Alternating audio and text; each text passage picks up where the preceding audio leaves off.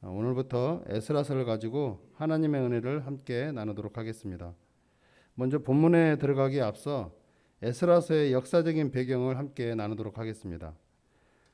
당시 에스라서의 역사적 배경은 페르시아 시대입니다. 하나님께서 이스라엘 백성들을 모세를 통해 홍해를 건너게 하시고 약속의 땅, 가나안 땅으로 인도하십니다. 요단강을 건너서 첫 번째 성, 여리고 성부터 계속해서 전쟁을 하면서 가나안 땅을 차지하게 됩니다. 하나님께서 함께 하셨기 때문에 전쟁을 승리로 이끌 수 있었고 하나님께서 약속하신 그 땅에 들어갈 수 있었던 것입니다. 그래서 이스라엘 백성들은 땅의 중요성과 소중함을 알고 있었습니다. 그렇게 세월이 흐르고 이스라엘은 사울이라는 초대 왕이 세워지고 두 번째는 다윗 왕이 세워지고 이어서 솔로몬이라는 왕이 세워지게 됩니다. 솔로몬 왕은 하나님께서 이스라엘 역사 가운데 가장 부강한 나라이고 이 솔로몬 왕을 통해서 하나님의 성전이 세워지게 됩니다. 또한 솔로몬 왕은 이때 궁전도 짓게 되는데 후궁이 700명, 첩을 300명을 거느리고 있었습니다. 열왕기상 11장 3절을 보시면 왕은 후궁이 700명이요 첩이 300명이라 그의 여인들이 왕의 마음을 돌아서게 하였더라. 이때 후궁들 중에는 이방 여인들이 많았는데 이방 여인들이 후궁으로 들어오면서 몸만 들어온 것이 아니라 그들이 섬기고 있는 우상도 가지고 들어오게 된 것입니다. 이때부터 이스라엘은 혼합 종교에 빠지게 되고 이스라엘이 패망하게 되는 지름길이 되기도 합니다. 결국 솔로몬의 아들 여로보암 때 이스라엘은 남과 북으로 나누어지게 되는데 남유다는 유다 지파와 베냐민 지파로 나누어지게 되고 나머지 10개의 지파가 북이스라엘로 나누어지게 됩니다. 먼저 북이스라엘은 BC 722년에 아수르에 인해서 망하게 되고 그 후로 남유다는 BC 586년에 북이스라엘이 망한 지 100여 년이 지난 후에 바벨론에게 멸망하게 됩니다. 그리고 또 세계 역사는 BC 538년에 바벨론이 멸망하고 페르시아로 인해서 바뀌게 됩니다. 남유다가 바벨론에게 끌려왔지만 페르시아로 인해서 바벨론이 멸망하게 되고 이스라엘은 역사가 바뀌는 속에서도 여전히 포로기를 벗어나지 못하고 있는 상태였다는 것입니다. 죄송합니다. 하지만 이스라엘은 세계의 역사가 바뀜으로 인해서 하나님의 언약, 하나님의 약속은 반드시 지켜지게 된다는 것을 경험하게 됩니다. 오늘 본문 1절 말씀을 보시면 바사왕 고레스 원년에 여호와께서 예레미야의 입을 통하여 하신 말씀을 이루시게 하시려고 바사왕 고레스의 마음을 감동시키심에 그가 온 나라에 공포도 하고 조소도 내려 이르되 하나님께서 예레미야의 입을 통해 하신 말씀을 페르시아의 왕 고레스를 통해 이루시기 위해서 고레스의 마음을 감동시키셨다라고 말하고 있습니다. 여기서 우리는 하나님께서 예레미야를 통해 어떤 말씀을 하셨는지 말씀을 통해 함께 찾아보도록 하겠습니다. 제가 읽겠습니다. 예레미야서 25장 9절부터 11절까지입니다. 제가 읽겠습니다. 보라, 내가 북쪽 모든 종족과 내 종 바벨론의 왕 느부갓네살을 불러다가 이 땅과 그 주민과 사방 모든 나라를 쳐서 진멸하여 그들을 놀램과 비웃음거리가 되게 하며 땅으로 영원한 폐허가 되게 할 것이라 여호와의 말씀이니라. 10절입니다. 내가 그들 중에서 기뻐하는 소리와 즐거워하는 소리와 신랑의 소리와 신부의 소리와 맷돌 소리와 등불빛이 끊어지게 하리니. 11절입니다.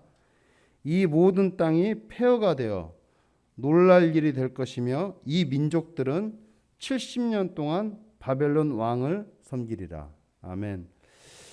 여러분, 지금 하나님께서 이스라엘의 패역함과 범죄를 보시고 예레미야를 통해서 이스라엘은 바벨론으로 인해서 망하게 될 것이고 그 날수가 70년 동안 될 것이다 라고 하나님께서 예레미야 입을 통해 말씀하고 있는 것입니다. 오늘 본문으로 돌아가서 하나님께서 예레미야 입을 통해서 하신 말씀을 이루시기 위해서 고레스 왕에게 감동시키시고 이 고레스 왕이 이제 공포도 하고 조소를 내리게 된 것입니다. 우리 함께 그 내용을 2절에서 4절까지 함께 보도록 하겠습니다. 제가 읽겠습니다. 바사왕 고레스는 말하노니 하늘의 하나님 여호와께서 세상 모든 나라를 내게 주셨고 나에게 명령하사 유다 예루살렘의 성전을 건축하라 하셨나니 이스라엘의 하나님은 참 신이시라. 너희 중에 그의 백성된 자는 유다 예루살렘으로 올라가서 이스라엘의 하나님 여호와의 성전을 건축하라. 그는 예루살렘에 계신 하나님이시라. 우리 함께 4절을 읽을까요? 시작. 그 남아있는 백성이 어느 곳에 머물러 살든지 그곳 사람들이 마땅히 은과 금과 그 밖의 물건과 짐승으로 도와주고 그 외에도 예루살렘 세울 성전을 위하여 예물을 기쁘게 드릴지니라 하였더라. 아멘. 여러분, 지금 고레스 왕이 하나님으로부터 감동을 받아 이스라엘 백성들에게 고향으로 돌아가서 하나님의 성전을 재건할 수 있도록 공포도 하고 조소를 내립니다. 그리고 돌아가지 못한 이스라엘 백성들에게는 어느 곳에 있든지 마땅히 은과 금과 그 밖의 짐승으로도 고향으로 돌아가는 백성들을 도우라고 말을 합니다. 여러분, 우리가 오늘 말씀을 통해서 기억하고 도전할 것은 하나님은 사람을 통해 하나님의 역사를 이루어 가신다는 것입니다. 오늘 본문에 나오는 고레스 왕은 하나님을 믿지 않는 자였습니다. 하지만 하나님께서는 믿지 않는 이 고레스에게 감동케 하시고 하나님의 역사를 이루어 가신다는 것입니다. 우리는 날마다 이 새벽을 통해서 빠지지 않고 기도하는 것이 있습니다. 이 나라와 이 민족을 위해서. 이 나라를 이끌어가는 것이 지금의 정부이고 위정자들처럼 보이지만 이 나라와 세계 역사를 이루어 가시는 분은 오직 하나님 한 분이시라는 것입니다. 아직도 우크라이나와 러시아는 전쟁 중에 있고 또 중국과 대만도 전쟁이 일어날 수도 있다라고 말들을 합니다. 또한 세계는 아직도 코로나19라는 바이러스로 인해서 몸살을 앓고 있습니다. 또한 지금 전 세계에서 분단 국가는 우리나라뿐입니다. 하지만 여러분, 우리 믿음의 사람들은 환경을 보는 것이 아니라 하나님의 약속, 하나님의 언약을 믿는 믿음으로 살아가야 하는 것입니다. 오늘 저와 여러분이 어려움 가운데 있고 해결하지 못한 것이 있다고 하더라도 오늘 우리 하나님은 약속의 하나님이심을 믿는 믿음으로 살아가시길 예수님 이름으로 축복합니다. 기도하겠습니다. 거룩하시고 존귀하신 하나님, 오늘부터 에스라서를 통해 하나님의 은혜를 나눕니다. 말씀을 통해 하나님의 마음을 알아가는 귀한 시간이 되게 하시고 역사를 주관하시는 하나님의 위대하심을 볼 수 있는 은혜가 있게 하옵소서. 특별히 이 땅을 살아가면서 환경을 보는 것이 아니라 하나님을 의지하며 살아가는 은혜가 있게 하옵소서. 한 주간도 감사하는 마음으로 하나님께 드려지는 예물이 있습니다.